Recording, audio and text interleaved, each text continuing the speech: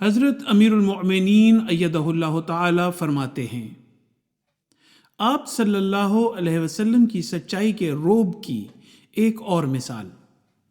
جنگ احد میں رسول اللہ صلی اللہ علیہ وسلم زخمی ہونے کے بعد جب صحابہ رضی اللہ تعالیٰ عنہم کے ساتھ ایک گھاٹی میں ٹیک لگائے ہوئے بیٹھے تھے تو ابی بن خلف نے رسول اللہ صلی اللہ علیہ وسلم کو دیکھ کر للکارتے ہوئے پکارا کہ اے محمد، اگر آج تم بچ گئے تو میں کامیاب نہ ہوا۔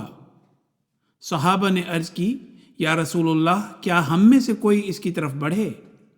رسول اللہ صلی اللہ علیہ وسلم نے فرمایا، تم اسے چھوڑ دو۔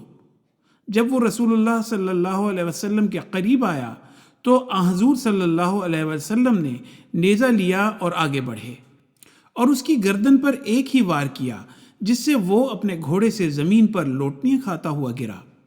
ابن اسحاق، جن کی روایت سیرت ابن حشام میں درج ہے، بیان کرتے ہیں کہ مجھے صالح بن ابراہیم بن عبد الرحمن بن عوف نے بتایا کہ ابی بن خلف رسول اللہ صلی اللہ علیہ وسلم کو جب مکہ میں ملتا تو کہتا، محمد، میرے پاس ایک گھوڑا ہے جس کو میں خاص مقدار میں دانہ کھلا کر موٹا تازہ کر رہا ہوں، اس پر سوار ہو کر میں آپ کو قتل کروں گا۔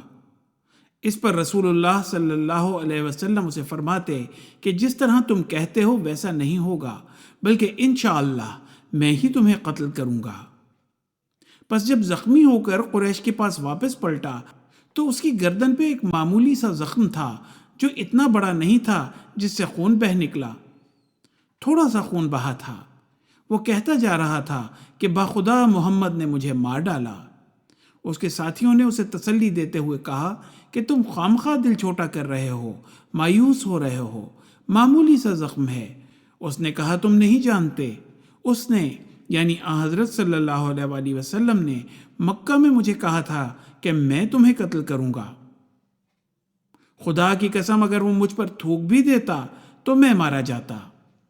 چنانچہ یہ قافلہ ابھی مکہ نہیں پہنچا تھا کہ اسی زخم سے صرف مقام پر وہ ہلاک ہو گیا۔ حوالہ سیرت ابن حشام، حوالہ خطبہ جمعہ فرمودہ 11 فروری 2005، مطبوعہ الفضل انٹرنیشنل، 25 فروری 2005۔